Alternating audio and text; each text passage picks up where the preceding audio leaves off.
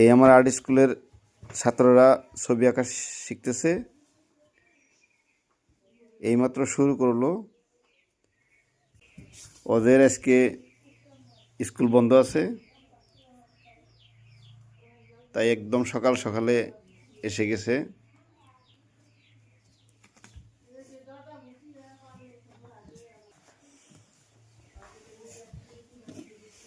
ওদেরকে আমি একটি ফুল গাছ আঁকতে দিছি, তাই এইমাত্র চেষ্টা করতেছে।